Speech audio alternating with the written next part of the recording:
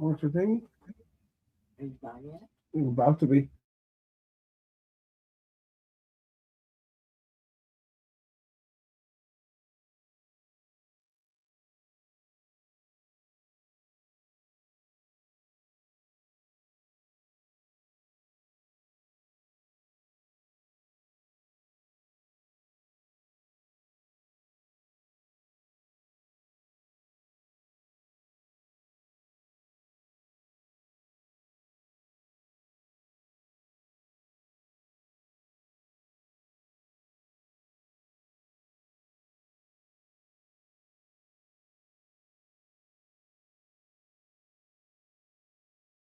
Do you feel like his starting position, because, you know, he's been playing a lot with the ones, he's seen some action with the twos, but with that being said, the fact that he's not available, is his starting position on the line? Like, do you think there's a possibility where he could maybe lose that to someone like Caleb Rogers? Either of you can take Yes. Yes. Short and sweet. Yes. Ditto. What do you say? Can't make the club in the tub. All that matters is today. Compressing, man, 3.5 hours, do this together, man. It starts with us, it ends with us. Hey, no cheers! Hey, God! Thank you. God bless. Thank you guys for coming. Availability is the only ability that matters in Clint Kubiak's offense. And right now, 2 names on the Raiders depth chart are becoming synonymous with MIA, missing in action. With JPJ exiting early again and Donté Thornton struggling to climb back into the rotation, the math ain't mathing, and it's getting ugly for both of them. Welcome to Bart. It's your boy Black, the quarterback, and I'm here with Pizzle Raider himself, my nizzle. Pizzle, what's good with you? What's going on? How you guys doing? I'm good. What's up with them chat Raiders, man? Man, Pizzle, look, man. I've seen the comments. Fans are done waiting on JPJ. His durability from your perspective. Is there any reason to keep him, or is it time to cut bait and you know what I'm saying, give the guys that's there time to shine? What you think? Well, I think it's definitely gonna give Rodgers a chance to step in and definitely get some more reps. You know, and and maybe they weren't planning on starting in this game anyways. So who knows what was going on in that aspect anyways. Even if he is hurt, they may not have been starting him anyway. So they might just taking him off the field and letting him be resting, right? Let him rest for a little bit, let him get back to being healthy. So when game 1 comes around next month, he's good to go. They're not really too worried about the I believe they're not too worried about the injury right at this moment, because they still got about a month left before they start the season, at least 3 weeks. So to get him healed back up. But yeah, his durability is starting to definitely be questionable for sure. Yeah, man, because it leaves room for speculation, because there's already speculations about JPJ being traded. He's always injured. Like, soon something happened to him, it automatically turns into a thing. And it kind of gets under my skin, and I got goosebumps again thinking about these Raiders this year. I'm trying to tell y'all, something special is in the mix. I'm trying to tell y'all. But it gives it room for speculation. And then at this point, I can't really like totally discount it, because earlier I was like, man, y'all putting too much on it. There's no way that Rodgers can beat JPJ, but the only way he can really get played out of position in my mind is if he's not available. And so now it's starting to become a thing. But like you said, I think it's more of we're just trying to make sure that he's ready for game 1. It's not necessarily a big thing. So do you think there's really a position battle? No, I don't think so. I think that he's getting his reps on, and which is good in case in case he does become depth, right? Either one of them could become depth at this point. If JPJ ain't ready to go, he might just become the depth guy for a minute, because he's not ready to go, and Rodgers is good to go, and he's able to stay healthy. So maybe, at a certain point, you're going to have to ride with who's healthy. If you can't get healthy over the next month and then come out and get hurt again in the first few games or whatever, then you got a problem. Man, what do you guys think, chat? What's up with the chat redders, man? I appreciate y'all that hacked in early. Jason Marshall, what's good with you, my brother? Jack Gustav, I call you Jack Gustav, but I'm gonna tell y'all one day what his name is. It's really funny though once you put it all together. And Justice for 12, what's up with my brother and Raider 24 Nation 81, two of my favorite numbers. I don't know if you guys saw my community post. 81 was my first football number. Tim Brown, my favorite player. I have a picture of me and Tim Brown on there. And then 24 when I played corner, that was my number playing corner. So those two are my favorite numbers, and 2 is my other favorite number. So that I played with. So shout out to y'all for hacking in early. Make sure y'all hit that like button for your boys so we can get back into the algorithm, because we starting to get back into the algorithm, dog. We starting to get back into the algorithm, dog. So all the people that was talking about my low numbers and all that other stuff, I told y'all once they recalibrate it, it's gonna be on and popping. So now what we need to do is get Pizzle page on and popping. So make sure y'all go over there and hack in with his page too. But so as you guys saw earlier, Q Myers and Lincoln Kennedy and Chantel, who I love their podcast, and I do respect what they say a lot.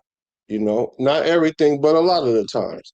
And so they were saying, essentially, hey, it's up for grabs at this point. I don't believe that it's up for grabs at this point. And we're talking about JPJ being injured.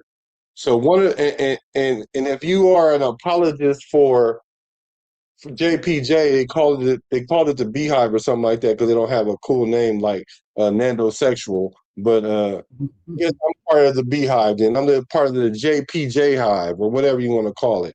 Because I think really high of this kid. I think he's just trying so hard to prove himself, and I don't think that there's a position battle here.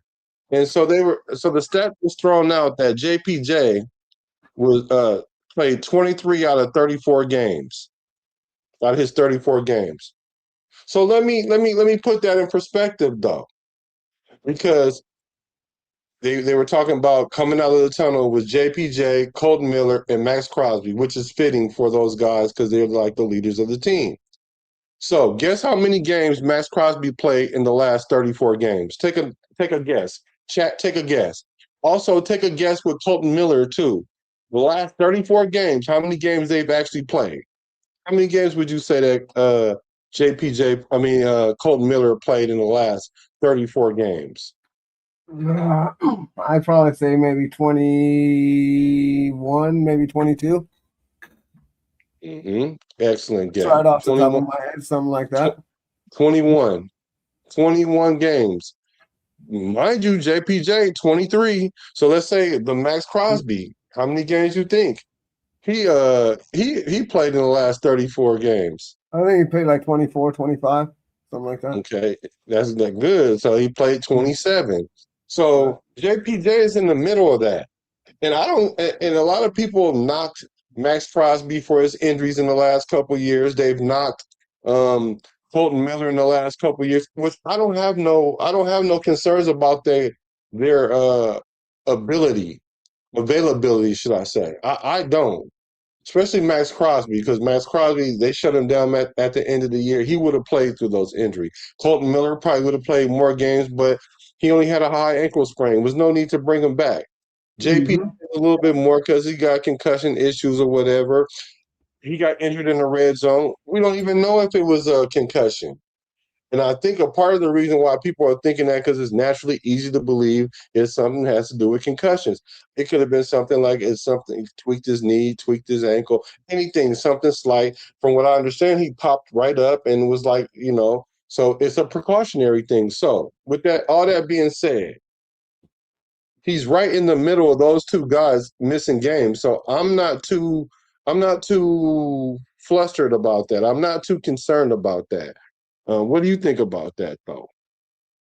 Yeah, I agree with you. I mean, I don't think there's actually is a competition going on right now per se.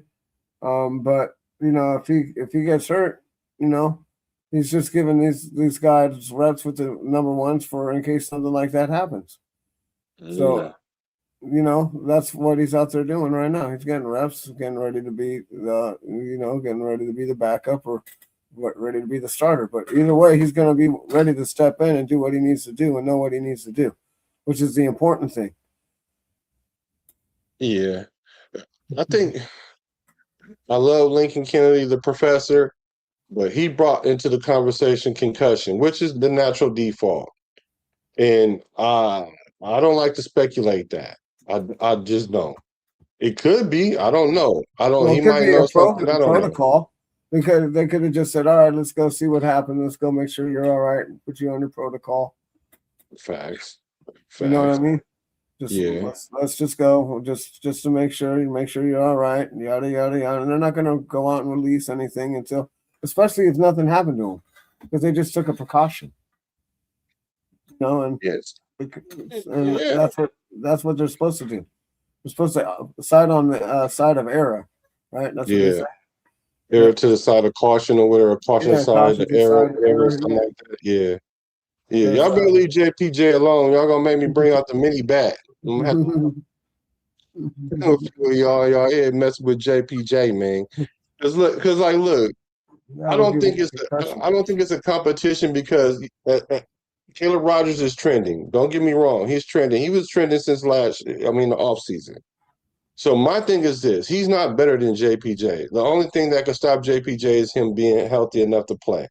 If let's say if a starter like Cousin Kurt, if he was to get injured, knock on wood if you with me, because I don't want that to happen. But if he was to get injured and some other quarterback comes in, when he's no longer injured, he's coming back in. Same thing with JPJ. Like you said, if JPJ not ready at the beginning of the year and Rodgers goes in and plays, I think he's just placeholding for JPJ. And if it becomes an issue again, then you might have to really consider it. Well, JPJ, it is what it is.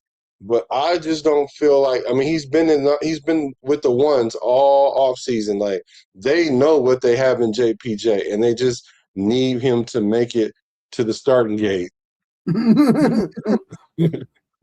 Yeah, we just need you to get over there. It's like it's like a lame cow, and we just need you to stand for a minute, and then we can slaughter you for 1 second. We'll come over with the forklift and prop you up and shit, and then pull away, and if you can stand for a second, all right, we're good to go. Let's bring him in now. Woo. J-Roll, what's good with my brother, and what's good with my brother and J-Roll? Let's see. Oh, Raider A straight. Welcome back. Yep. See, we getting back in the algorithm, bro. We getting back. The people starting to find us. I'm loving it. So look, let me ask you guys about this O-line.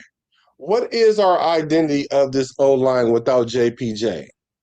Because it usually starts with the center. If you can punk the center, then the whole line is the center. You can't punk the center in Linderbaum, but he's a quiet guy like Colton Miller. Our two anchors are they're quiet type guys. But we need that. We're gonna punch you in the mouth. You ain't gonna punk us person on that O line. That's where JPJ comes in. So without him, what would our identity be in your opinion? Yeah, it'd be hard to say what it would be. But either way, like you said, you're not punking the center, so that's the most important part of the whole thing. But you want to be able to come in and pancake some people, because with those three right there in a row, that's going to be that's a lot of beef.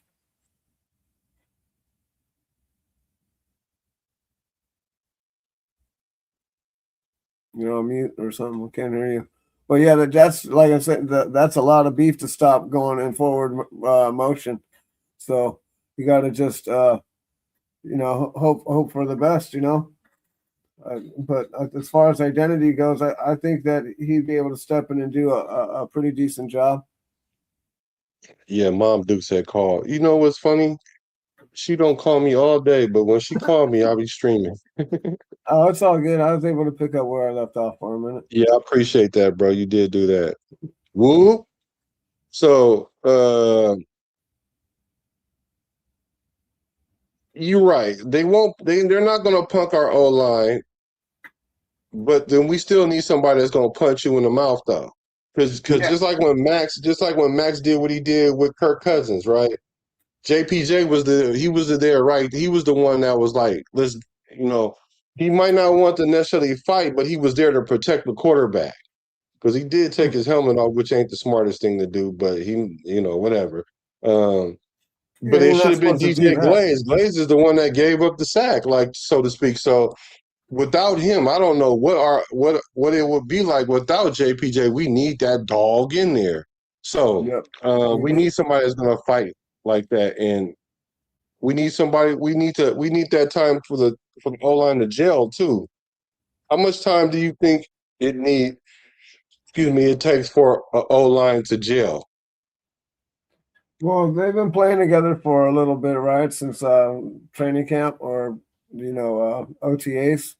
All right, so they've been together for a little bit, which is a good thing, but they're still it's probably going to take another.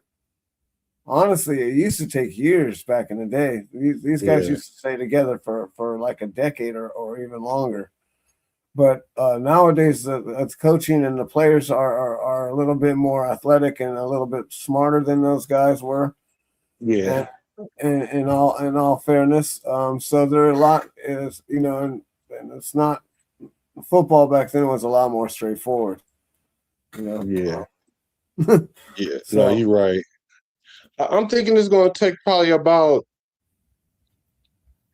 4 weeks, a real game, not this glorified college game or practice or whatever, like these preseason games. It's going to take like 4 legit games before we can have an expectation. But we need JPJ to be there because you can't be there 3 weeks and then disappear, and then we put in Rodgers, and then you're the revolving door because you're a pivotal piece. Because outside of Colton Miller and Linderbaum, you're supposed to be the third. The third head of this 3-headed monster because we got 2 anchors. Like I keep telling everybody, we got a yacht now. Our O line is like a yacht. We got 2 anchors. So JPJ, you can't be that missing link all the time because all you're doing is giving another person a chance to come in there and play well. And if he play well, you can't take Caleb Rogers out. Hey, can you hold it down for like about 1 minute? I'll be right yeah, back. it's all good. What's cracking, Joel Ali? What's cracking? Oh yeah, if you can read the comments, we got some few comments too. If you can, yeah. I can say what's up. What's up to Frank? What up, Weber? Good to see you. Thanks for coming through.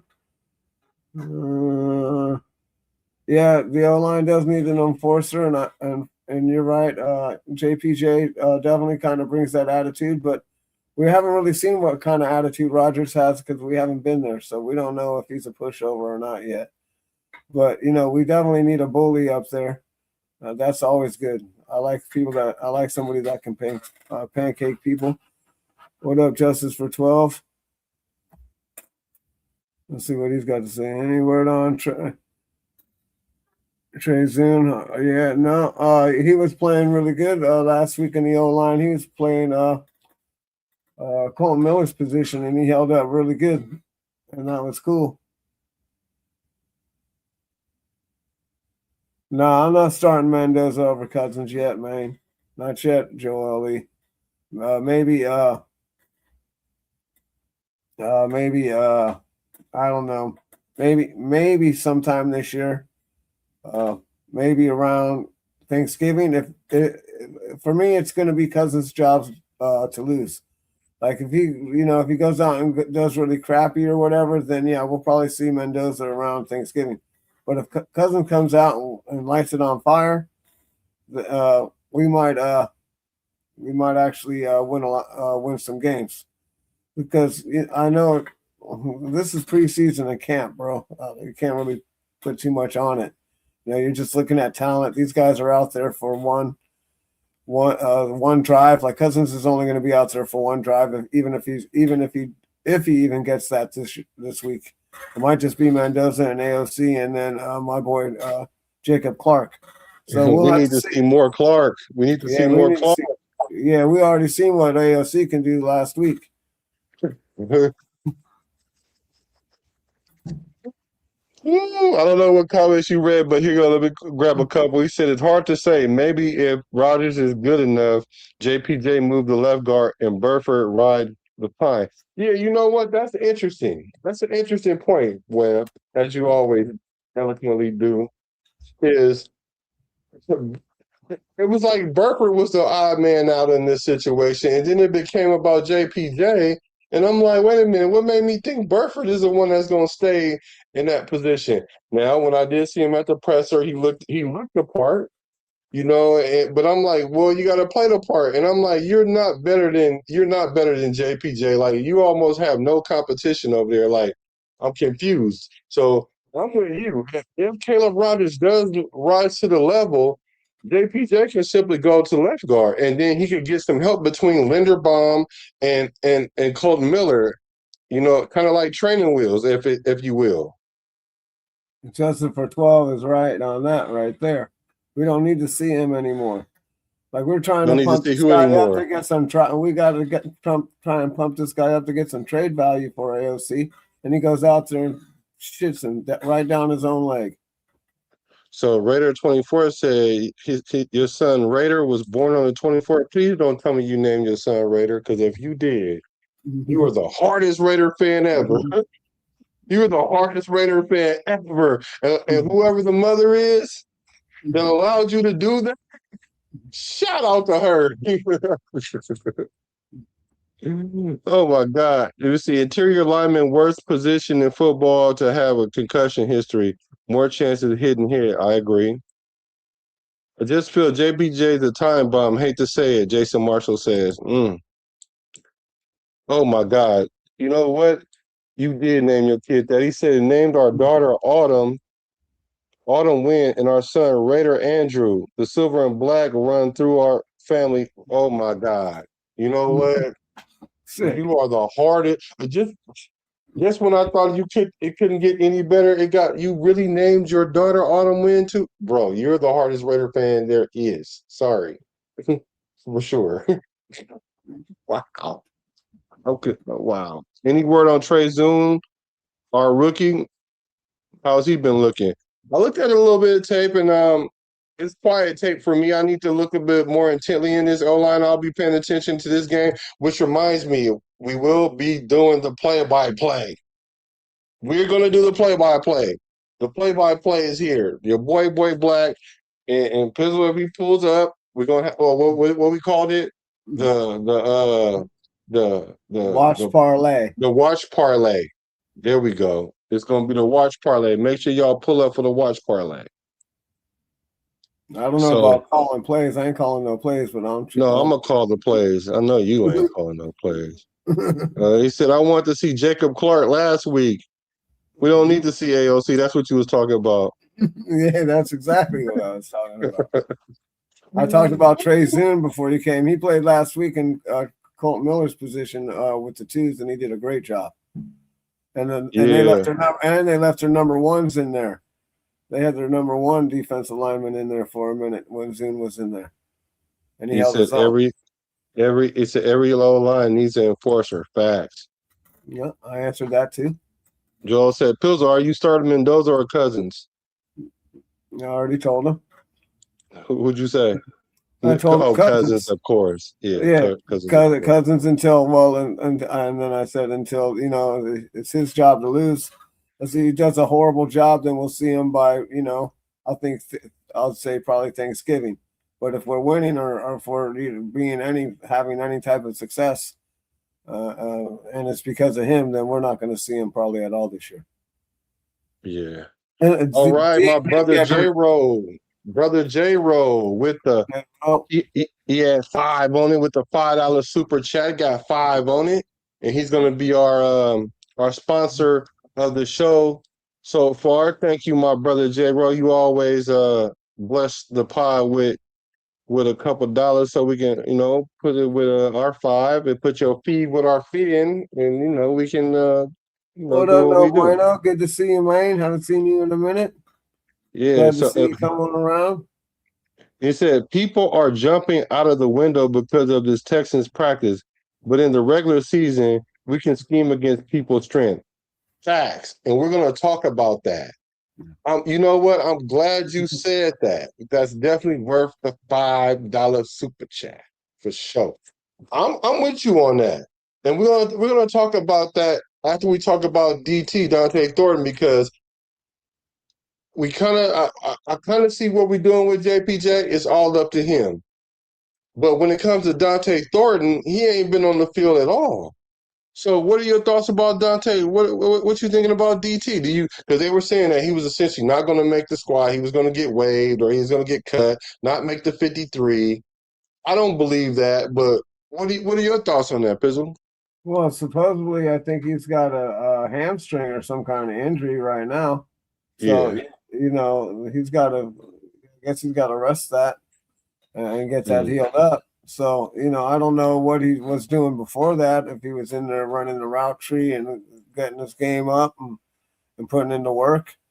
But right now, he's got to, he just got to stretch that hamstring out and wait. Just keep stretching it. And that's all you could do.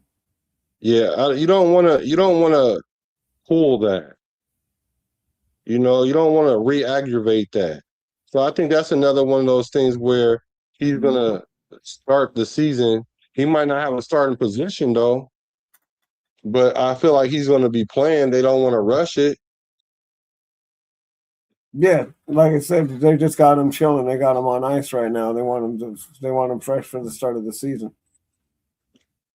Yeah, Hopefully give him that's no the plan. excuse. So that way he has no excuses. And if he get his job taken, it's because he wasn't there. That's all. Yeah, that's definitely a possibility. I mean, I don't know. They might like what they see out of him. I mean, they might have coached him up. Although Gruden's kid's the wide receiver coach, right? Who? Deuce Gruden? No, Yeah. Azani is the wide receiver coach. All right, is that a new guy? Yeah, not he's supposed to be he's really, really good. All right, good. Well, we're gonna see what's going on with this guy. Yeah, he better. So I don't know what's going on with Donté Thornton, but he needs to definitely get his way on the field because Malik Benson is flashing. I'm sorry, Malik Benson is doing his thing, Yep. and then I heard possibly he's going to get waived or not make the 53, or they can even put him on an IR for the year. Yeah, they could IR him and bring him up after he proves himself. He's gonna have to work his way back onto the field. Is what's gonna happen, or they're gonna cut him. They got two options. You go down to the practice squad and earn your way back up, I guess, or they just got him chilling on ice. Like I said, like they got JPJ and all these other guys. They want to have a healthy start game one. I think everybody in the league does. If you can start off the season with your full roster, you have a really good chance of possibly going the whole season being healthy. When you don't want to start off all jigsaw puzzled in pieces. You want to try and start with everything that you have, they want to see what we have. In order to see what we have, all of these pieces got to be there. They can't be missing. Right. Well, with Donté Thornton, even if they IR'd him, right? Because I think maybe since he's such a high draft pick, they might not necessarily, move on from him already. Why not? Why are we not hearing that same thing about JPJ then? Because we know JPJ have a higher upside than Donté Thornton. So I'm like, why wouldn't we use that same excuse for JPJ? See, that's what made me think that there are certain players on this team they don't want to see succeed because they want to see another player in that position. Like Kirk Cousins is one of them. I think people don't want to see Kirk Cousins succeed because they want to see Fernando play. I think JPJ is a player that I think Colton Miller is a player that they don't want. They're injured or they're this or they're that. So that way you can see Trey Zoom. So you can see Grant. Like, I'm not getting it. So Donté, my jury is still out on him. I don't think they'll get rid of him. I do think he needs to find his way on the field because he's really playing himself out of position because Malik Benson is out there doing his thing and he can do more things than Donté Thornton. That's not good for Thornton. No, that's not good for Thornton at all. It's not good for Thornton. So let's talk about. Let me see. Let's talk about the Texans practice yesterday, and I'm gonna read some of these comments. What were your overarching thoughts about the Texans practice yesterday? Well, The joint practice. I expected it to be a tough day. I don't know Mhm. anybody who didn't expect it to be a tough day. We kind of went over this the other day. I don't know, maybe we were on the phone or whatever. Maybe we were doing a live, but they got a good defense, like 2, 3, maybe even 1. They're definitely in the top. They're definitely in the top 5 as far as defense. They were in the top 1 or 2 last year, so they had a really good defense. So, yeah, I expected them to get a little roughed up. I expected them to go out there and get some interceptions and do what they do. That's what they do. I mean, they get paid money too. And Yeah, they've they been do. together, and they've been together longer, so they're more in sync. It's just they got that old Niners defensive coordinator as their head coach. He brought that Robert Saleh defense over there, and he's doing a great job as far as defense goes. They're sick. Now the Yeah. offense, I don't know. I can't say too much about the offense, but the defense looks really good. Well, I'm not surprised that they got 2 pick sixes or whatever. They're just trying to see what they can get away with on Thursday night. Right now, that's what they're doing. So we know we can't get away with that. And the thing Right. about that was the dude was really just he was just really sitting there. So what happened was Mendoza read the coverage wrong because it was like a cover 2. The dude was sitting there. I'm assuming it was a cover 2 because I couldn't see everybody where they were at. But anytime you got a dude just sitting in the zone, it's probably a cover 2 or cover 3. But I'm going to say it was cover 2. And then when the running back was running to the zone, it was a dude already there because I think that pass was going to Genty. So um, we can't get away with that. I thought I see a comment on here that says your son Raider is in the hospital having seizures and things like that. 2-4 Nation. Prayers out to him and your family for Yeah, sure. definitely, man. Prayers. Hopefully, no, it ain't no hopefully. He will be better. It ain't no hopefully to that. We just gotta believe in that, and we ask for strength and patience for you and your family and your wife and whatnot. So, prayers to you and your son and your family. I also see somebody here I haven't seen in here before. Is look like it's Village or I don't. I'm not. I'm probably saying that wrong. But what's good with you? Um, Justice for 12 said, we need a player like Thornton. I agree because of his size and speed. Like I continually say, when it comes to him, he stretches the field. It creates spacing for Brock Bowers. It creates spaces for the receivers going running drags underneath or mesh routes and choice routes or China routes or whatever. So it gives him spacing, even if he doesn't get the ball. So we do need DT to get back. Now, But as if far he's as hurt, it don't matter. If he's hurt, he can't do that. That's the problem. that's true. He's not being able to go out there and do what he needs to do. I mean, I know you can take mental reps and check out, and learn the playbook, but you need to be able to run the routes and stuff. You know what I mean? It's one thing to know the playbook, but you got to get out there and run the routes and do that stuff. Yeah, J. Rowe, I agree with you. And J. Rowe, he's in our membership. So whenever you're in the membership, you get automatic preferential comment reads along with super chats. So I'm telling y'all, you really get into the memberships. The membership's starting to crank up. I'm trying to do some live streams with it. We got a few people in the membership. I'm trying to do some live streams there where we can do some real talking about some real things that we can't talk about on YouTube so much. And I'm talking about even as far as football and things about it's just kicking it. You know what I'm saying? So consider joining the membership. But my thoughts about that is, yes, I think Kubiak will disguise some of our deficiencies because that's what he's good at, and exploiting other teams' deficiencies. So I think when the real games come about, that's what's going to happen. Now, for me, the joint practice is just that, a practice. Like you're going to make mistakes in practice. Like it's not like a game where you try to play the perfect game, although you can't play one, but you can play one as perfect as possible. And I do get it. Practice don't make perfect, but perfect practice makes perfect. So you try to perfect practice, but you got to have room for mistakes.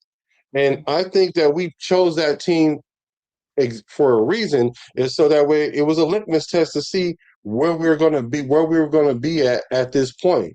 And now we know. Now, last game, it didn't look Well, too we good don't know for us. yet. We only know about practice. We ain't played the game yet. Facts. And me and Pizzle been going back and forth about this defense thing, and my jury is still out about the defense. But My Pizzle, jury never along with a even lot of walked in. people, huh?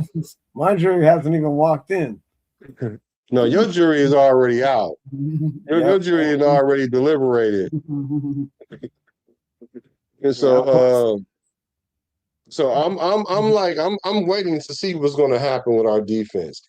I mean, of course, I would have liked to see them play a little bit better, but 15 for 15, that don't look good. But Jacoby Brissett isn't chopped liver. I keep trying to tell people that. Gardner Minshew ain't chopped liver. I don't know why everybody seem to think he AOC Jr. He's better than AOC. Like he's a starter in this league. Like he can really light it up too if he has time, which he did not have when he was with the Raiders. So you're gonna see these quarterbacks that play with us play better, and then you're gonna be like, well, why didn't they play like that for us? Because we didn't have our play calling was terrible and our O line play was terrible. So that's why, in case y'all was wondering. But I wasn't wondering. you wasn't wondering. No, I never wondered about that. So I don't know. There was some good things that happened. I heard Mike Washington scored, and it's good to see him trending up. But Well, I heard that was only on the twos though. He wasn't doing too good against the number ones, so I don't know. But we'll have to see. We'll see what happens. He just, like I said, running backs have to adjust to the speed of the game. It's a little bit different for them and other teams, other players, because they have to go with the O line. They kind of rely on that, So they have to get used to that speed of it and how small the holes are versus how big they are in college. Like they got to, you know what I mean? They got to know that the hole is going to be a different size here. Yeah, No Bueno says the defense is definitely a problem that shouldn't be overlooked. I'm not overlooking it, but I'm about to read you guys because it looks like you guys got a shotgun blast against the defense. Let me see what else it says. I am worried about our defense. Let's see how they do tomorrow. Let me see. Okay, so let me say this about our defense. I'm not concerned, but I'm disappointed. I'm not concerned, but I'm disappointed about how they played. But I'm not concerned, right? I'm not overlooking it, but I understand that it takes time for the defense to kind of get some continuity together. And not only that, everything is brand new-key. We got everything brand new, everything, including the defensive coordinator who's never called plays before. I don't think the defensive coordinator was the issue in our last preseason game, because I've seen players in position, they just didn't make the play. McCoy, and I think that'll just come back with reps. So my jury is still out when it comes to the defense. I just think it's going to take us some time, up until about the third or fourth week, before I can start really looking at where our defense is deficient. I'll be able to tell, like, maybe after a couple weeks what's going on, but my jury is going to be out until about week 4. Yeah, I'm concerned and disappointed. How about that? I'm both. The defensive line looked horrible. The guy was running on will on us. I just was like, okay. It looks like the same thing we had last year. But I So with understand. that, I understand it's vanilla. It's vanilla. It's vanilla. You know, base defense versus base. I get it. I mm-hmm. understand. But that base defense didn't look very good. But that was all right. I'm gonna just let it be what it is. So, what are we looking forward to tomorrow's game? Do we expect a little bit more of the same? Do we think they're I'm gonna run hoping through not. us? I'm hoping that improves. I hope these guys. I hope the corners improve a little bit at least, and the safeties. I hope they looked at some tape and they were able to grow from that experience last week. Because they're going to get picked on all year because they're rookies. So they're going to have growing pains. They're going to have growing pains all year. I mean, it's just the way it's going to be. I mean, we have to. I mean, I know I'm being a little hard on them right now, but they're just rookies, and I have to just accept that. They don't really have any experience yet. That's why they were able to extend the arm on them last week and score touchdowns and have their way with McCoy last week because he's not used to that kind of manhandling yet. But he's going to figure it out. Yeah. I think he already figured it out.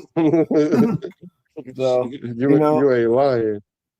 So, but, no, go ahead. No, go ahead. No, one thing that I know a lot of people are interested in seeing is Mendoza. They want to see Mendoza. He got a lot of times with the ones yesterday. And I think we're going to see a lot of him in this preseason game, which I think is nothing more than get him reps. Because Kirk Cousins know what it is. He don't need these reps at this point. Because I think what really was happening, as we've been saying since, what was it, April 4th or whatever, that he's going to be the starter. He already knows what's going on. What Kubiak needs to see was if he was geriatric. Right. And to see if he could actually still play, which he proved at the end of last year and coming into this year to see if he was going to hit that proverbial wall, which it doesn't look like. Kirk Cousins came in sharp, throwing balls exactly where they wanted to, just like when he threw the ball to Mayer. Did you see how he threw the ball to Mayer, where Mayer, all he had to do was naturally just catch it and turn around, where he didn't have to catch it, do a spin, or catch it and then calibrate himself to make a move? Caught the ball perfectly, and then he was able to make a move and damn near go in there untouched, because them corners did not want to see Mayer at that point because he was going to run him over. So they made a business decision. Speaking of business decision, make sure y'all hit the subscribe button, because tomorrow we're going to do the play-by-play, and we're going to have the watch parlay tomorrow. So make sure y'all hit the subscribe button. It's the red, you feel me, right underneath the screen. So yeah, I want to see Fernando too. I mean, I think everybody does, right? I mean, but we'll see him in the preseason, and if Kirk Cousins gets hurt, barring that, that's probably gonna be the only time we're gonna see him this year, unless, like I said, barring Kirk Cousins loses his job, like you said, he goes full geriatric and he can't do nothing. Then we'll probably put the kid in, because at that point it doesn't matter. It's growing pains anyways. Right. And I think it helps with the learning curve too, because then we don't have to rely on AOC coming in for so many games or for some games. Because if Fernando is out there looking better than AOC at this point, then we might as well just go and rock with Fernando if it comes to a point where there's a wall that Kirk Cousins hit. I agree 100%. And I think that's what they think too. I mean, they already know he's better than AOC. So, they're still doing their little thing, but it's obviously obvious to me who is better. Yeah. Right? It's obvious to me too. And he's been used to going up against the same DBs, and they want to see how he responds against starters on other teams. Mm-hmm. And it's also to conceal Kirk Cousins, not to conceal a deficiency, but we want him to play as long as possible this year. Mm-hmm. Hopefully he can play all 17 games, Right. or 15 games. You know what I'm saying? 85 to 90% of the games. So we don't need to put him out there like that. So I think we just want to see Mendoza go out there and get some live reps, practice with like some different caliber DBs, because a lot of people are saying, well, they're looking good because they're going against our DBs, which aren't that good. Okay, that's an argument. It's even a decent argument, because you never know what you have until you go up against someone else. So I get it. So I'm liking that we are seeing more of Mendoza. I just hope the fan base don't turn this into a quarterback competition, because it's never been a competition. I get it. I like the way that we've seen Mendoza have snaps under the center. Another thing that I've been saying since about May, that he's only had like 5 snaps in the last 3 seasons. That's like 0.2%. He still needs to be able to get his footwork together, which he's looking better. Like, he's looking cool. He ain't looking perfect, but he's looking cool, because he's still bumping into the running back sometimes. I mean, that could turn into a fumble. And sometimes he might fumble a snap a little bit. It's not too much, So I'm glad to see him starting to get his footwork and all that together. The beautiful thing about him not having so many snaps is he doesn't have a lot of bad habits to break. I'm seeing a lot of good habits out of him, like when he gets the ball, how he bends down like he's getting ready to hand off the ball, and he does that every time, and then he puts his hands here every time. I like that, because now the defense can't use that as a key or a tail, and they also have to wait that millisecond to see, is he really still holding the ball? And as long as he keeps doing that over and over, it's gonna work into his advantage. No different than when Peyton Manning used to sit out there and put his hand out there like this, make it look like a run all the time, and then take it back at the last minute. You got to respect it. So it's not a lot of bad habits for him to break, but he is developing good habits. So I am very optimistic about what I'm seeing from him under center. Now, this Houston defense, they gave up 27 points last week. So why isn't there a big to-do about the defense last week? I mean, I get that their defense is elite in all world. But when it came to the preseason game, they gave up 27 points against the Chargers. So with that being said, all I'm saying is this: I don't expect them to go in there and beat our, DeMeco Ryan. That's the name of the head coach. Yeah, DeMeco Ryan. I'm not expecting them to shut us out. I'm not expecting them to beat our head in, little boy Rico. I'm expecting us to go out there and execute. And we need to put up some points. We don't need to put up 27 points, but we need to show that we do have some moxie. I agree. And I'm not saying we can't score on these guys or not. I'm just saying that they have a good team. And they weren't running anything special last week or nothing. They're just doing, they're seeing what they have. They're running their talent just like we are. They're not trying. Listen, someone's going to win the game. Now, whether or not who's really putting in effort to win the game is another thing, right? Everyone wants to try and win, but we're all trying to. It all comes down to real like talent. Let's see how our guys are playing and reacting in certain situations, because that's what they want to get them in game time situations or game time reps, right? Because that's how you get rid of the nerves and all the stuff and all the oopsie daisies, right. stepping on somebody's foot or somebody's foot stepping on you fumbling the ball away. No one cares if you fumble in preseason. Just don't do it in the regular season. For real. Like that's what the practice is for, is to see what you can do and what you can't do. So for me, watching them, get a couple of pick sixes yesterday and all that, that's just education. They're going to go look at the film. They're going to say, yeah, you can't do that. You got to pay attention to where that guy is. Right. You better know where that number is at all times. Yeah. You got to. Yeah. They're tricky. So, I think we should allow for growing pains when it comes to this defense. Even our team in general, but especially this defense. I think we need to allow for growing pains. And for me, those growing pains is like 8 games. I think that's probably too much for a lot of people. I said about by week 4, I can kind of tell what we're on. But I think we need about 8 weeks of growing pains before we can start being hypercritical of our defense. That's just me, because I know some people are already putting, and I'm not saying you are, Pizzle, but they're putting Coach Robbie on the hot seat after one preseason game. I'm like, oh, here we go. Here we go with the PTSD, the post traumatic Super Bowl deficiency. As soon as something happened, everything hurts. Everything is anxiety. Everything is hit the panic button. And I'm like, come on, man. We gotta give our coach a chance. We gotta give our new players a chance. We gotta give our young players a chance to figure out who they are in this league. Because, like you said, D'Amico Ryans, they defense is already running. Like they can turn it on when week one happens. They don't have to look like that in the preseason. They'll turn it on week one. Yeah, exactly. They got what it takes to go the distance. Yeah, they got what it takes. So all these people that's out there saying they're giving the Raiders 3 to 5 wins, I got a list of y'all. I got 2 of y'all on my list now. I know it's more than y'all, but when you start saying it multiple times, you're going on the list. Your expectation is 3 to 5 wins, and I'm not feeling that.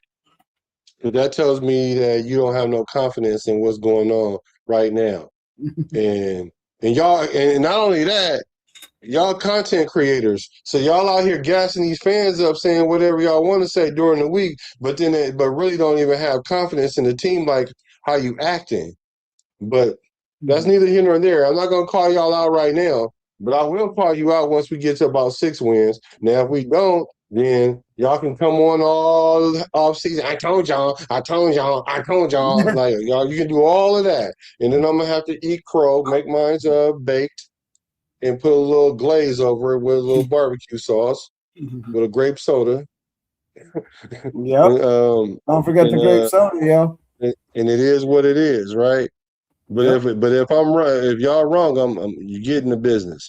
So I'm not expecting Houston's offenses. They're not as good as the defense. So I think our defense should be able to flash a little bit. They got to show some kind of promise from some improvement from last week. They got to show some improvement. Absolutely. So let's look at some of these comments. It says, Black, if we had one guy or two out there just hitting someone last game, I'll be excited. We didn't see anything from the last game. No pass rush whatsoever. Well, we didn't have Max out there.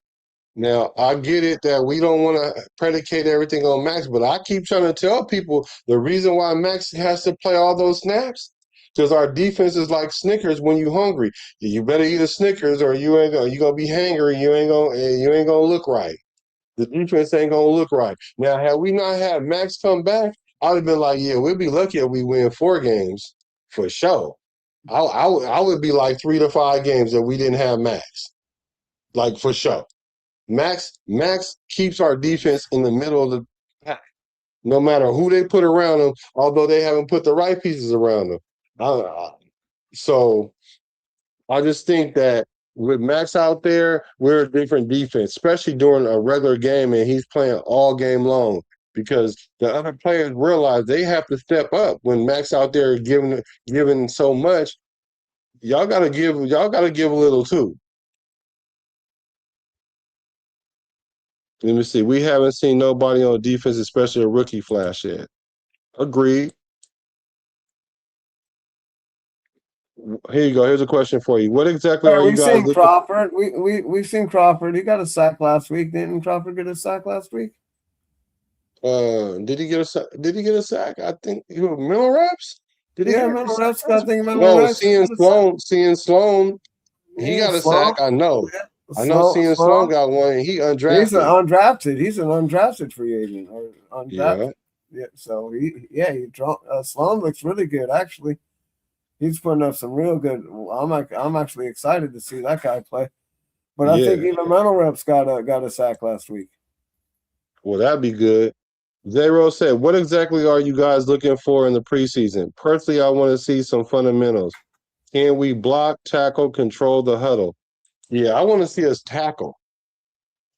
Because that's what our issue is tackling. And like Pizzle said, we got to stop the run. because it didn't matter was it Love or that other dude that came in. They both had the same amount of yards and the same amount of carries, so it didn't change because it was Love. Because I sure tried to say Pizzle. The reason why they look like that because Love was in there doing it, and then I looked at the stats and I was like, oh, they both had the same yards, like plus or minus 1 yard, and I think one more carry than the other, so we couldn't stop the run, basically. So we got to stop the run, even in these little practice games or what preseason games. We can't be out there giving up 100 yards rushing in any form fashion. No, because In no way. if you're not willing to tackle in preseason, you're not willing to tackle in real time. That's how I look at that. I True. can't trust in you to make the tackle in real time if you can't do it in preseason. J4, is this Malcolm Kuntz contract year? Yes, it is. It is his contract year. This is his second prove it deal. It was his contract year last year, and they gave him $12 million. And I think this year they gave him a little less, like it was like 11. But he just made more money than I think he made more money than who's the dude that Chason? Chason? Yeah, Chason. Yeah, he made more money than him, and we should have kept him. So this is a prove-it year for him. So Kuntz got to get out there and make some stuff happen. Let's see. Yep, ain't no better than see a team being down in preseason than poo-poo the bed when the season starts. Yeah, that happens. We don't want that to happen. Yeah, we don't want to go 4-0 in the preseason and go 0-17. Right. No, absolutely. We don't want to do that. No, we don't want that to happen. So we just want. I just want to see effort. I want to see. I want to see what the guys that are trying to come in, the rookies, are doing. I know last week looked rough, and that's just how it's going to be for rookies. Like Black said earlier, made a great point. There's going to be a learning curve in this. I don't know if it's going to be 8 weeks. I was thinking maybe 6. So that's for me. Yeah, that's just for me. Yeah, but 6 is fair. But yeah, I think between 6 weeks for the offensive line and the defense, right around that time is the November and December, because it's not. That's when you need to start winning. Is November, December. Don't get me wrong; it's great to win in September and October, but this ain't a sprint. This is a marathon, and you don't really need to win in September and October, although it helps. But winning in November and December, that's when the winning needs to be winning. No, that's imperative. You've got to win in those months in order to make the playoffs, or even to show that you're a strong team. Yep. Yeah, and like JD said, Jason first downs, like he said, he want to see some attitude. Just go out there and hit somebody. Go out there and impose your will. Just go out there and put your staple on the game. And I agree with that. I agree with that. That's why I'm the way I am about JPJ. I'm like, well, JPJ, we need you on this team because you bring that attitude. But you got to be able to play, bro. You got to be able to play. You have to. Mm-hmm. So I'm expecting us on defense now, because that's your offense. But on defense, that needs to be Quay Walker, and that needs to be what's our other guy name? Well, I'm sorry. No, our other linebacker that we got. Why I can't think of his name, man. It's Quay Walker and it's N'Kobe Dean. Yeah, It needs to be y'all, but don't be at the price where you're gonna get hurt, bro. Because if you want to wait till the season start to show you a dog, I'm with that, Nicole, because you have a history of getting injured. But yeah, Quay Walker, he got the interception and he flipped off some fans. I like Not it. our fans. But I like it. But I like it. I like it. We need to translate that on the field. That's some moxie. Right. So we need that to translate on the field. And that's what I'm looking forward to going into tomorrow's game, to see us have some kind of identity on defense. But I get it. We don't know what we have. So we kind of like, we don't know yet. We don't know yet, but I think Coach Kubiak lit into them over the weekend because it sounded like Coach Kubiak's he was losing his voice in some of those interviews I've seen, and that man ain't even shaved. So you know what that tell me? That tell me he ain't even been home. Nope. It's that time of the year. No one's going home. You're at the facility. That's what you That do. tell me he is pissed. That's what I'm saying. I'm not feeling us losing 10 games because he is not gonna have that. That man literally looked like he needed to shave 3 days ago. Like he never went home. That's what it looked like. And I'm Probably here did. for that. He definitely probably didn't go home. He's wondering what went wrong. How did all of that happen? Right. That's just the beginning. This ain't even the real season yet. But this is his first head coaching job, so it's a little different for him now. Before it was, he's an offensive coordinator. You go in and take a look at the offense and see what he would have. Now he's got to go in and look at the offense and the defense. He's got to go in there, see what's going on, particularly with the defense. The offense ran all right. I want to see more red zone. I'm happy about us scoring touchdowns in the red zone. I want to see more of that. Let's see that. Woo. Right. Right. That's what I've been wanting to see that for over 20 years. It's been that long. Yeah. I'm expecting to have no remnants of last year on offense, defense, special teams, none of that. Because if I'm picking tri-tip, I don't want to go in the kitchen and smell chicken. I don't. So I don't want to smell no chicken, no barbecue chicken, no barbecue chicken alert, no fried chicken, none of that. I'm expecting to smell tri-tip. So that's what I don't want to see no remnants of what we had going on last year. So that's what I'm expecting out of this team. And I'm expecting Jack Bech to keep trending. Mm-hmm.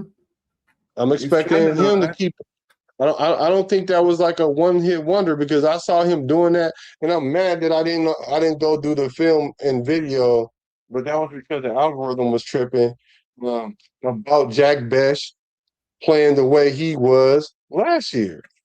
Because the same thing with Mike Washington Jr., bad intentions. People were saying he can't run inside. All he does is run the outside zone scheme. And I was like, I don't know I didn't watch the boy play in college like that, but I sure started looking at him once we drafted him, and I saw him running inside the tackles. And I made a whole video of him running inside of the tackles, nothing but that. So I was like, well, I don't know what y'all see, but I see he can run inside the tackles. So what did he do? First preseason game. He showed patience, the patience people said he didn't have. He let all them blocks develop. Taylor Rogers pancaked the fool. Connor Hayward went in there and slapped somebody. Jay Bech went in over there and moved the crowd with somebody. And even with all them 3 perfect blocks, along with the other blocks too on the online, he showed exceptional patience, shook a dude in the hole, stiff arm another one, and hit that gas in GO. That's what I'm expecting to see. I'm expecting to see things like that. Team. We're playing as a team because last year we didn't play as a team because they just turned around, gave the ball to Asher Genty and said, run. And he took a hit, and then he had to shake off somebody and then get what he could. I'm expecting us to see us play like a team. I'm expecting the Jay Bech to keep trending up. You ain't got to be perfect, but you got to keep that standard that you've been keeping, and so people can stop saying he's not getting separation because he got separation last game. Mm-hmm. I seen him get separation last game, and I him seen him to do the thing that. What'd you say? Seen him with my own eyes. Yeah, I seen him with my own eyes. So that's what I'm expecting out of the game tomorrow. Anything that you expecting tomorrow, my brother? Yeah, I'm just expecting to hopefully come out and do some, dominate in the run game. We didn't really run the ball that much last week, and I wanted to see us run the ball a little bit more. I mean, I want to see us go down and score some touchdowns too, but I also want to see us. I mean, I guess we're gonna have to wait until the regular season starts to get a big, real dose of what the run game is going to look like because They're not going to go out there and, run the ball like they want to run the ball in the regular season or whatever. I get it, but, but yeah, I'd like to see him run the ball a little more, and I definitely like to see him stop the run a little bit better. And a little bit better on the corner action. I'd like to maybe see a turnover or two, maybe. I'd like to see him maybe force the issue. Yeah. Yeah, it would be nice to see a turnover. Let me see. Raider Age Straight says, I'm looking forward to just being able to stop another team from going to the playoffs again. Well, I think we're gonna play spoiler to a lot of teams this year, actually. Frank Webb said, I think we pretty much tossed out the funky leftovers during the offseason. Jay Forrest says, Zach Bech can be a potential monster in the making. Hey. Yep. Yeah, I'm gonna have to agree with you on that one. I mean, he just gotta keep trending up. And he's tall too. He can throw. You can throw the ball up high too. You don't have to throw it down low. You can throw it up high. He'll box the guy out. Like he's basically, basically a tight end and a wide receiver right now. Yeah, because he definitely had Steve Smith Sr. in his feelings. Oh yeah. Talking about he ain't got it. He ain't got it. He came in here talking and he ain't got it. Just by the way he was talking, I can tell he ain't got it. Right. Okay. He didn't say nothing about how he played, but he sure was going to say he ain't got it because of how he was talking. Well, Jay Bech is backing it up right now. It's not Jay Bus, but it's Jay Bech. Yeah. I have to agree with you on that. Yeah. So I got one more thing. I guess we got this quick little thing. It's like 4 minutes. Talking an interview with Jay Bech. I thought it was only fitting to talk to highlight Mr. Bech because a lot of people was giving him a lot of grief during this offseason. Hondo, talking about he ain't even gonna make the squad. Now you might be right about Donté Thornton, but I don't even think you're right about that. But let's see what they say. Let's see what Jay Bech had to say after his breakout performance. Bech after the joint practice with the Texans. Off top, man, before we get to the practice, man, how's the family doing? How's everyone doing? Man, everybody's doing fantastic. Just super blessed. You know what I mean? God's definitely been a great God, and like I said, just blessed. How about yourself? It's all good. It's all good. I just know that the family's tight, and I'm sure when you're trying to, take that step and go from year one as a rookie, trials and tribulations, to year two, having that family support's got to be 100%, 100%. Yeah, you hit it nail on the head. Well, it's out here. You put in work against a really good defense. How did it feel going up against those guys that were basically ranked number one in just about everything last year? Yeah, felt good. I feel like we did a really good job. This is another practice. Come out here, offense, defense, special teams, just another step.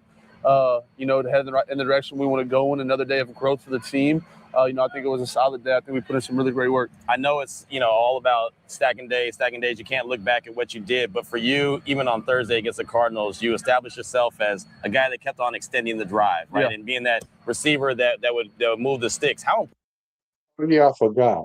He's affectionately known now as third and base, right? That's what we call him now, right? Three first downs on third down. Mm-hmm. So that's what we need. Like you know how many times we couldn't get first downs last year? Mm-hmm. Well, he got a couple for us for sure. Yeah, that's why I was like, he's a walk-in first down because, granted that he only got 20 catches, but when he was in, he had 220 yards, I believe, 224 somewhere in there. And I'm like, so essentially, whenever he was catching the ball, he was getting first downs. So that's what I saw for him. Then people want to say, well, he's a tight end. I'm like, oh, my God. Now he got to be a tight end. So now we want to turn our tight end to a wide receiver and turn our wide receiver to a tight end. Like, come on, y'all. Come on. Too much, exactly. How important is it to be available and be that guy, as Kirk Cousins called you, the power forward? Yeah, I think you just got to play your role. Whatever the team needs from myself, my teammates, whatever that role may be, if that's catching 20 balls a game, if that's going insert blocking, whatever that may be, playing a little special teams, like whatever that may be, whatever that role is, to fulfill that role to the best of your ability. And if each and every guy does that, which I know they will, because we have a super great team, connected team, great coaching staff, again, I think we're going to keep taking steps in the right direction. In your particular style, does it benefit you even more being in this joint practice against another team than opposed to going up against your own guys? Yeah, you're going to be a little more physical. Yeah. You don't got to obviously we're protecting each other out here, both the teams, not trying to bring anybody to the ground, no cheap hits, nothing like that. But you definitely intensity rise a little bit, and you definitely get to, be a little more physical. What have you seen from the quarterback play? We see Fernando and Kirk Cousins doing a little one action and you interacting with all of them. Yeah, no, I think they've done both a great job. Kirk being that guy who's been in the league for a while, just being a fantastic mentor to all of us. And then Fernando just every day getting better, with the reads, his poise, being a leader in the team, being a leader in that offense in the huddle, getting us where we need to be, making the right calls. Like I said, every day he's getting better, but it's no shock to me because it's the way he works. Right. Head coach Clint Kubiak has talked about taking the I out of the conversation. It's 100%. All about the we, and I know that's been you since day one. So how much does this culture that Clint Kubiak is trying to build, how much does that fit you and suit you? 100%. I think it suits everybody on the team. We have the team we have this year, the guys we have. Because of that, they brought guys in who are about that we culture, not the me or the I.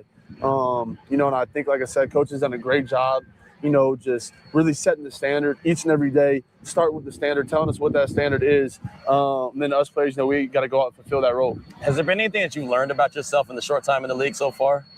Yeah, definitely. Just perseverance. The league. I like that, perseverance. And by the way, Raiders, I need to go in and watch one. Y'all can change it from the I and to we. Take the me out of teams and turn it into we. That sounds better. Y'all can use that. Take the me and turn it into we. Y'all can use that. Now, the thing that he said is perseverance. Blocking out the noise. I think JPJ needs to do that, and I think he's starting to do that, other than he needs to be healthy. Perseverance. I'm loving to hear that from him because he's not listening to the noise. And I think that's probably why Steve Smith Sr. got in his feelings a little bit, or whatever you want to call it, because Bech wasn't trying to hear that, because he probably was trying to little boy him, and he wasn't having it. I mean, because look how he's standing. He's standing like an alpha. You know what I'm saying? Like, he has the ultimate confidence in himself. And I really like that about Bech. Yeah, I like his performance last year. He came out, like I said, and got us a couple of key first downs last year. I remember seeing him catch a couple of passes towards the sideline and stuff. And he's got good hands. I remember them trying to knock the ball out of his hands and not being able to do it. So I like that he's got nice, strong hands. And I think that he's and he's expanding his route tree. Like I said, he's not a burner. That's why we got Thornton, and and everybody else. So they can, and Tucker and Naylor, so they can run, so they can do that. That's not his strong point. His strong point is blocking and short and the short to mediocre stuff right there. Yeah. Obviously, these are the best in the world. A lot of people get paid a lot of money, but that's both sides of the ball. You know what I mean? Like the guy across from you, he's getting paid a lot of money, to guard you. So just being able to understand, there's going to be ups and downs, but to be able to just persevere, keep God first and everything, keep working hard. And I think the main thing, a theme of the team and a theme that I like to go off of is just consistency. Each and every day, coming in, putting your head down. If it's the best day ever, okay day or not a great day in your eyes, just keep coming in, day out and being consistent. You told us last year in the locker room, you don't block, you don't get the rock. And I know in this Clint Kubiak offense, you have to be able to block. So 100%. I know that fits you perfectly. Yeah, 100%. I love getting my, going in there, sticking my nose down in there, insert block, whatever it is, cracking safeties, whatever it might be, that's part of my game. So that's the part of football that I really love, is just the physicality, the physical nature of the game. And yeah, I just love. Where does that commitment come from, though? Everyone doesn't want to get in there and get dirty. I mean, I'll tell you right now, I'd like to be on the outside just catching the run. 100%.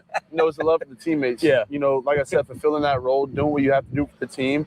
My role is going to be in there, going crack safeties to get the running backs, running lanes. Right. Now I'm going to do that to the best of my ability for this team. And one final question for you. On that big run that Mike Washington had, you had a hell of a block in that. How satisfying is that when you see, that you're blocking, and then you see that big play happen like that? Yeah, it's fun, because a lot of times you're going in there, you're doing the dirty work. So whenever you go in there and you make that key block for the running back to run off of, obviously the whole line did a great job on that. Connor Hayward had a great block on that. Right. And that just shows that everybody's on the same page, everybody's in unity, everybody's with one mission, one goal.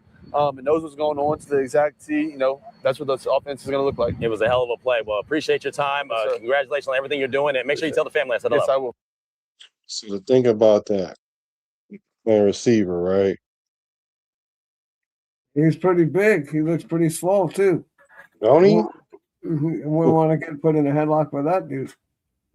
And so the thing with me when I was playing receiver is usually like the first play of the game is a run play from receiver. And you know the defender wants to try to punk you as a receiver. They don't expect you to be physical when you're a receiver, so it catches them off guard. What I used to like to do is take that corner and run him right off the sideline, right into the sideline, especially if it's their sideline. Especially if I'm lined up on their sideline, I used to love taking that receiver and running right out. I'm talking about out of bounds to everything. Just because that sets the tone like, bro, you're going to have a day today.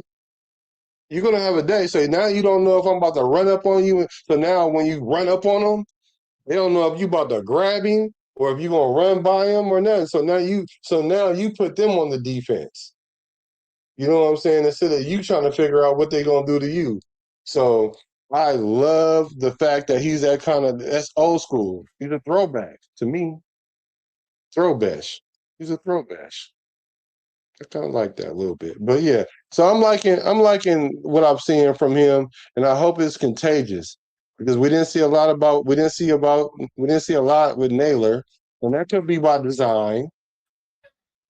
So I want to see him get some burn a little bit, and I want to see Benson continue to playing well, and I need to see Donté Thornton get on the field because our offense I think is going to really carry our defense for a little bit. Pizzle give y'all 6 games. That's being fair. That's being fair because Pizzle like, man, I need to see something like y'all acting like y'all. We ain't draft nobody and all that. So let me know in the chat how y'all feel. Let me read the last comments because this is the end of the bar. Let's see. Bart's got to come to an end, fellas. Sorry, but I got to get off here pretty soon. No, it said Jack Bech put me in a mind frame of Julian Edelman for the Patriots with Tom Brady. It's funny that you say that, J4. He's not as fast. I made that comparison earlier, a few videos back, about Tom Brady knowing something that everybody else don't know, how to keep the pressure off of Brock Bowers. You got to have receivers that get targets, like the Edelman, the Wes Walker. So Welker. I'm sorry, Wes Welker. You're right. Put some respect on his name. You're right. I'm just kidding. I don't give a shit. No, you're right. You're actually right, though. He said, looks and sounds like a Raider to me. He passes the pride and points test. That says a lot if you say that, Webb. He says, yeah, Jack Bech do come across as a throwback, hard-nosed type of wideout. Yes. It reminds me of like a Doug Jolly. You remember Doug Jolly? Oh, yeah, I remember Doug Jolly, tight end. Yeah. He was old school, too. He never wore gloves. He wore those bare knuckles. Remember his hands? He's really a throwback tight end to back in the day. That's how Doug Jolly used to do it. He's an old school kind of guy. Yeah, so that's what I'm looking forward to. So I'm not going to do a prediction of the score or anything like that. I just want to see our first whoever. Do you think Kirk Cousins? After the way we played in practice, do you think Kirk Cousins needs to come out there and play tomorrow? He's not gonna. He might play the first. They might send him out there for the first drive, but maybe not. Maybe they'll just send out Mendoza, or maybe they'll let AOC start, or maybe they'll let Jacobs start, and then let Fernando come in the second half, and AOC could ride the pine. I think AOC is going to play. We got to get some trade value out of him. Maybe we should put him in there. Hey, so Raiders Rebel going to be there. So hopefully they put him in so he can watch AOC play. Maybe he can get a quarter or so. Maybe like the first. Huh? He'd probably get a half. If they're going to put him in, they'll probably give him a half. Who, AOC? Yeah, like the whole second half. Yeah, if they start because it's preseason, so one of them, Somebody's gonna play the whole second half, and somebody's gonna play the first half. So then doesn't really leave a lot of room for Jacob Clark because let's say the first. Well, that'll be next game. Okay. Clark will probably play next game with AOC or whatever. We'll probably start unless they want to start Mendoza again. That's going to be to be determined on the team. You know what I mean? Who's going to start? Usually the threes or whatever. They let all those guys go out there and play the last game because they want to go work on other teams. Maybe other teams want them. So that's really what Game 3 is about. We're not going to see anything with Game 3. We're going to just see all the practice squad guys and all the thirds and stuff that and see if they can get a chance to go to another team because that's what that's about. Yeah, that's for all the bubble players that might not make the roster. Mm-hmm.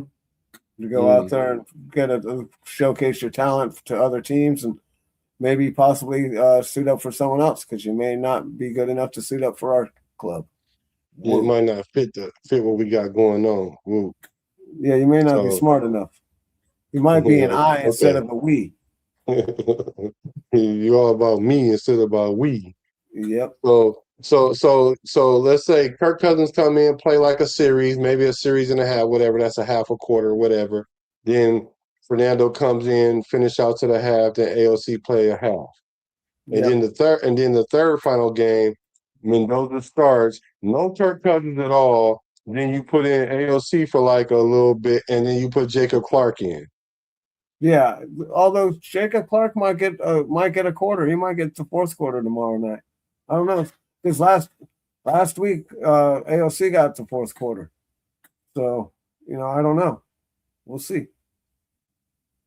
At least I believe he got the fourth quarter. I know he played for sure. So he said, "Yep, business decisions if he gets kept. Yeah, it will be a business decision if they will keep him. It's starting to not look so well for him because he's getting less and less name brought up in conversation, and even when it is being brought up, it's brought in as an afterthought almost. Because I heard Kubiak was talking about they was talking about Kirk Cousins and Fernando. Then he had to say, "Oh yeah, and Jacob. I mean, and AOC and Jacob. You know what I'm saying? How they started off the year, as a unified. But as we starting to dwindle down, it is what it is. Like if y'all ain't been reading what's been on the walls all season at this point, you're probably gonna be one of those fans that's gonna be emotional about everything all year long because they've really been telling us what the plan is. They've actually been showing us what the plan is. I ain't have to be Negro Damas to figure it out. Calm down. Calm down. My bad. You're gonna get us flagged or something. Right. It said no major injuries is what's considered a victory in preseason. True that. Yeah. So Pizzle, if you want to dip out, that's cool. I'm probably just gonna hang around for a couple more minutes, I guess. The one thing I do want to see is whether or not I want to see the number ones come out and look like a well-oiled machine. Then I want to see the number one defense come out and get a 3 and out. I want them to look like a well-oiled machine. Or that's who needs to play for a minute. Is that I think that first team defense needs to stay out there for like a half because one thing I did see Powers-Johnson out there getting schemed in preseason. I don't like that because that one touchdown that the dude was running the back pylon behind Powers-Johnson, they was doing that all last year on like he was playing safety. Granted, if Stoops must not be ready yet, so you got to put Powers-Johnson out there. So they ran a drag route in front of him that somebody was guarding him, but he was going to help him a little bit. And that little step or two that's the thing about safety. You take a step or two in the wrong direction, now you out of position. Then they ran a receiver behind him, and that's who they threw the touchdown to. I do not want to see that out of Powers-Johnson in year 2. Matter of fact, I even been hearing Powers-Johnson's name come up going to the Steelers because Patrick Graham is going to probably take some of the players that he liked to come over there. And I hate to say it, Powers-Johnson might be one of those guys. And I really like Powers-Johnson, but he might be one of the ones that might not make it. And I hate to say it. Huh? He's slowing ahead, and they got him out of position. But I'm a Raider, though, and I got to go. I'll see you guys next time. Thanks, chat. Right on, Black. And you had a good show, and I'll talk to you guys later. Yeah, we'll hack in with each other a little bit later. So my thing, guys, what do you guys think about Paul Mahu? This is a contract year for him. So is he something that we need to figure out with him? Because I don't know, man. I'm not liking what I'm seeing particularly out of him, but I understand why he's playing because Stooks ain't ready. What you guys thoughts about Paul Mahu? Let's see. Paul Mahu needs to stick to box safety. Yes. And I think the reason why they can't keep him at box safety is because Stooks is not ready yet. But at the same time, though, we're also not using our schemes because, like I keep telling you guys, I need to take my own advice this time it's not about who's starting, it's about packages. I think that Kubiak can, in fact, scheme Paul Mao as well, not Kubiak in this case, but Coach Leonard to scheme Paul Mao not to be that one high safety or the free safety in a cover two situation where he's the last line of defense. I think it can be a place where we can put in Stooks when we know that it's an obvious pass down and we need somebody back there that can cover a little bit better. I think that's what he'll be doing. But it says, you guys are right. We probably won't see much of Cousins from here on out. I don't think we should. What do you guys think about Hemby? What about Hemby, y'all? He said Aiden looked like crap last game. Yeah. Yeah, unfortunately he did. Unfortunately he did. I haven't seen much progression with him over the last season. I see him dwindling down. Went from being a 5-5 player starting his rookie year, then going 2-5, and then starting no games because he was injured. Now you almost rock bottom. Like, what are you have to show yourself this year. It's a contract year for you. I don't know. It's not that I don't like Aiden. It's just that what are we getting from him? I've seen what I need to see from him. I've seen he's played a third of his career on the bench, a third of his career as a backup, and a third of his career as a starter. What more do we need to see to make an evaluation? Hold on, y'all. Can y'all tell me what do y'all need to see?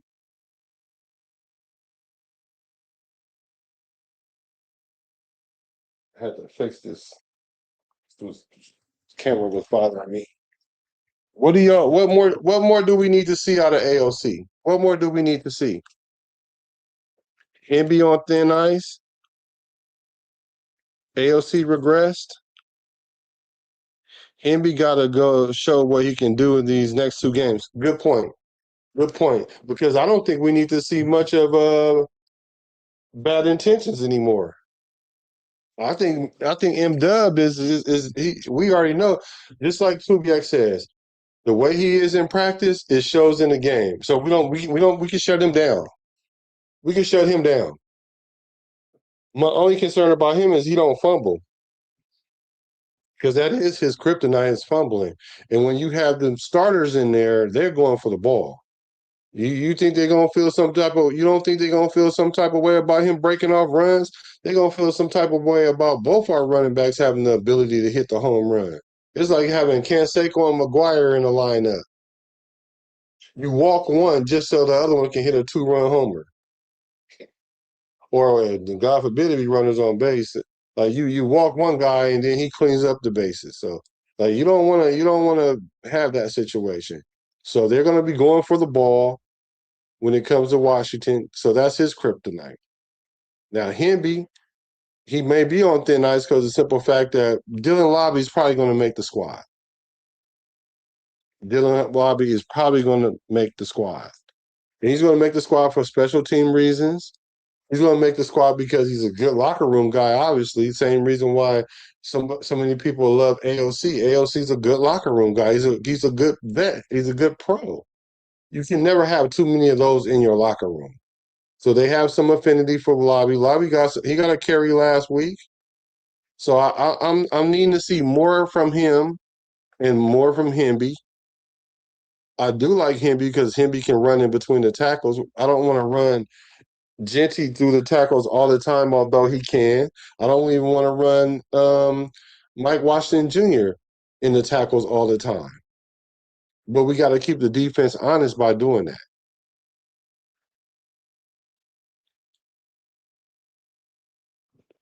Who else you guys think is on thin ice to making this 53-man roster?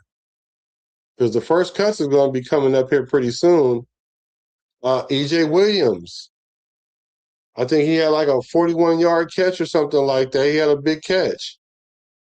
Is that something that, Donté Thornton should be concerned about? How many receivers are we going to keep? Because a 41-yard catch in the preseason, it's going to be hard to keep him on the practice squad now because of that. It's going to be hard to keep him on the practice squad because receivers on the practice squad is always something that teams are looking for. Quarterbacks, wide receivers, and I think O-linemen. But for sure, wide receivers and quarterbacks. Do you guys think EJ makes this squad? Let's see. Ooh, Eichenberg. You think he get cut? We don't have really a lot of depth at the linebacker position, and wasn't he like rated very, very high in special teams? Or was that the other one, Lindenberg? Or was it Eichenberg? I'm not too sure. Maybe I should look it up. Let me look it up because I don't like to be inaccurate. 1 second, y'all.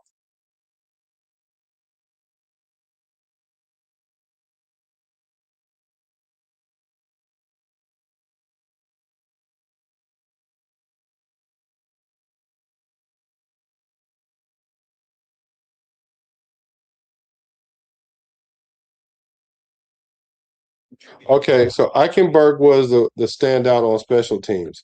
I think he'll make the team simply because of that. I think Eichenberg will simply make the team because of special teams. And plus, we're thin at the linebacker core. So, how many wide receivers you guys think we're going to keep?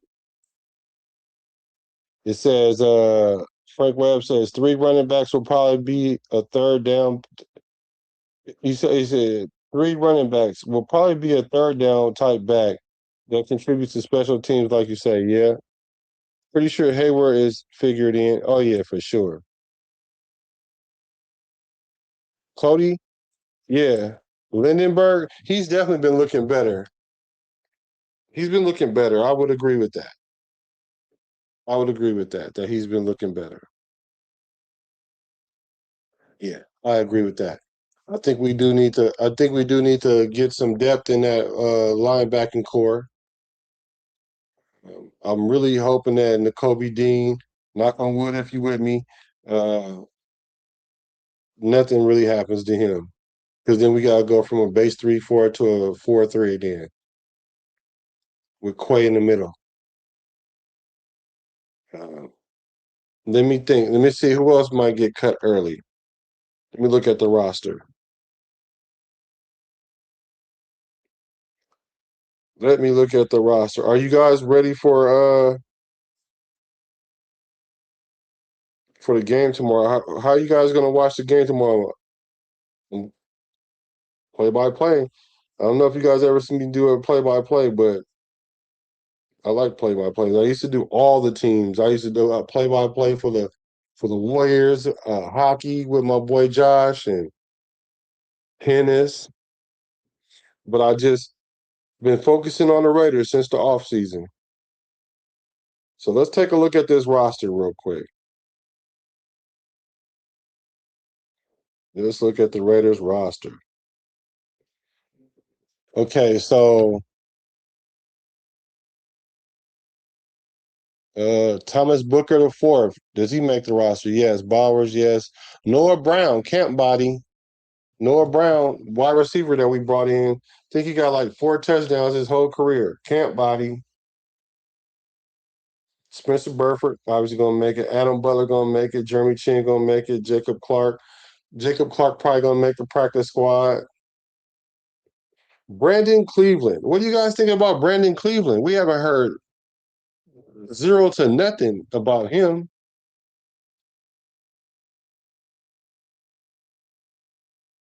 He said, "Rest in peace to Nelly." Oh, Nelly.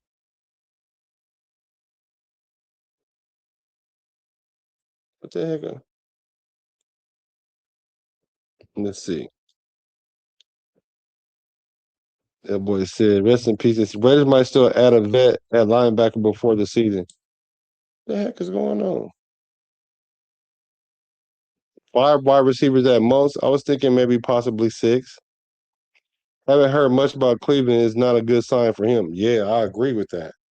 That's not a good sign for him if we haven't heard a lot from him.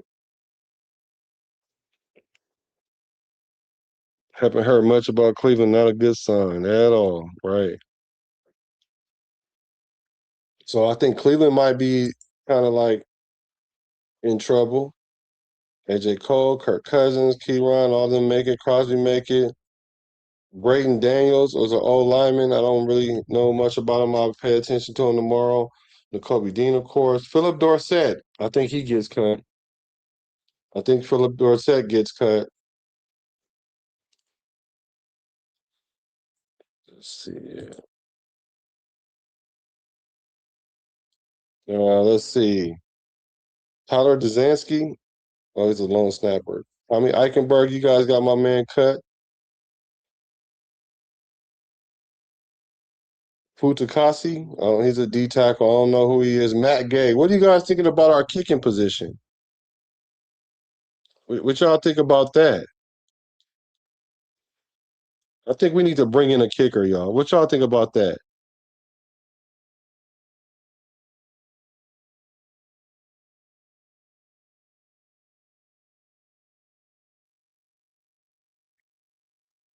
Let's see. Charles Grant. I think Charles Grant is playing good. I like Charles Grant. Oh my gosh. We just go. Hold on, y'all. Let me see what I can do.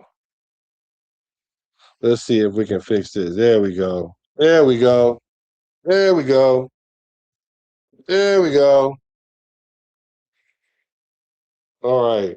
Patrick Gerd, he's a tight end. I don't know. He might not make it. Jafari Harvey, DN. I haven't heard much about him. Roman Hemby, I don't know. Tucker Hemingway, that's who I need to see. He talks. They talk so much about him in camp. We need to see him do some things. Shedrick Jackson. What do you guys think about Shedrick?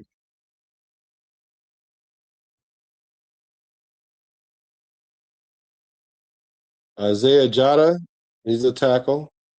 Dalton Johnson, y'all better keep your eye on him. Buddy Johnson, he's a linebacker. Haven't heard much of him.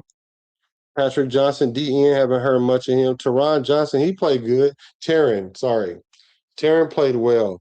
He did give up that pass interference, but he was in there. He was making tackles and everything, so it was good to see him. Get that man his money, man. What y'all waiting on? Get that man his money. Malcolm Kuntz, Devin Lafayette. What do you guys think about Shedrick, though? Let me see what you guys are saying. I usually catch the preseason game on the radio, but if you're up, I will tune in for a while. Yeah. I'll have some audio. I'll do play-by-play with the audio. Yes, bring back Carlson. Yeah, at least. Yeah. I don't think they will, but I wouldn't be mad at them if they did. I wouldn't be mad if they did. So I'm trying not to think about kicking. Udakasi? Fadaka. Fadatuku. I got to get his name right, especially if he make the team at tackle. Shedrick hopes he gets on the team. He's always right there on the bubble, too. Yeah, he said I like Jackson, but it's a crowded room. I agree. Jonah Lalu, Dylan Lobby, Lindenbaum, all the Macon. Antonio Mafi played good. He played good. Hezekiah Masses, of course, he's going to make it. I need to see some plays from you. Hansi Masuzawa.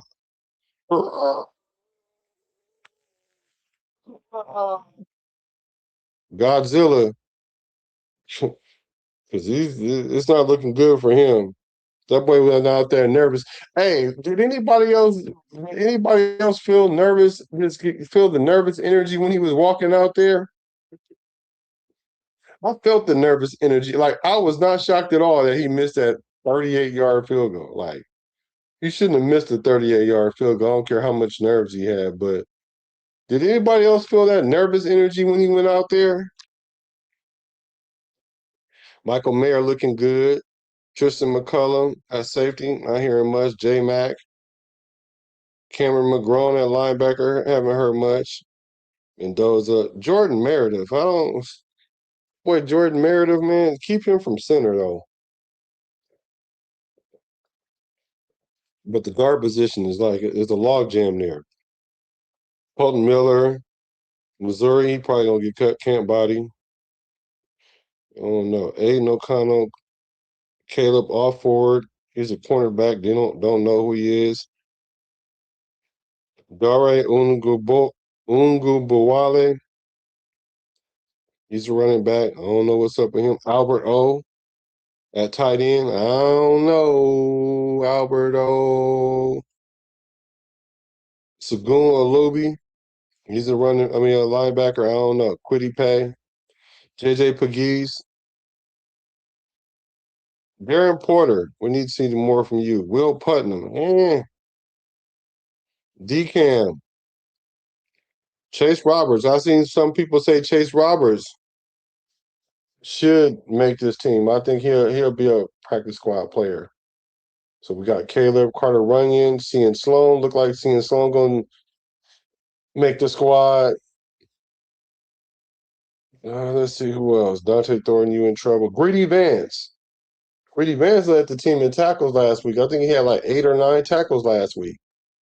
Greedy Vance was greedy last week. Yeah. EJ Williams Jr., tough. Trey Zoom, just tough, guys. Just tough. It's really, really tough. I think we brought in a lot of competition. Yo, Tokyo Toe was all nerves. Yeah. We should try out Dalton at free safety. You know what? No, no, no, no, no, no, no, no, no. Well, he's not better than Stooks though. But he may be better. He may be better than Chin though. But I think they have Chin out there more so for because he's a veteran, but he ain't playing like it. Because one of the things I kept saying was, well, you played a year out there, they worked you like a rib, so now you should be able to identify some of those things. And it didn't translate because I seen him still getting beat, putting corners in vulnerable positions. He said, remember when Godzilla stomped on baby Godzilla's tail? Godzuki was his name. That's what Tokyo Toe needs. I'm gonna call him Godzuki. Yeah, he's Godzuki. Because he ain't Godzilla right now. He ain't doing it real big, Godzilla. He's doing it real small, Godzuki. We need you to do it big, brother. Gritty good.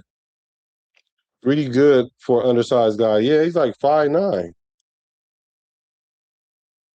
Yeah, I like Greedy Vance. I like that name. I like So, well, get ready for tomorrow, guys. I got to get ready for tomorrow. I'm so excited for calling the game. I wanted to call the game last week, but I wasn't able to do it. So, but I'm going to definitely call the game tomorrow. We're going to have some fun. Hopefully you guys pull up for that and have fun, though. So, Pizzle and I, we appreciate y'all hacking in to the show. We appreciate the love. We appreciate the loyalty. Y'all already know there's only one nation. That's the Raider Nation. All day, every day. Because I'm a Raider. Pizzle a Raider. Y'all Raiders, whether they be from the Bay to LA to Las Vegas. I'm a Raider. From the Bay to LA to Las Vegas. Recipes to Al Davis.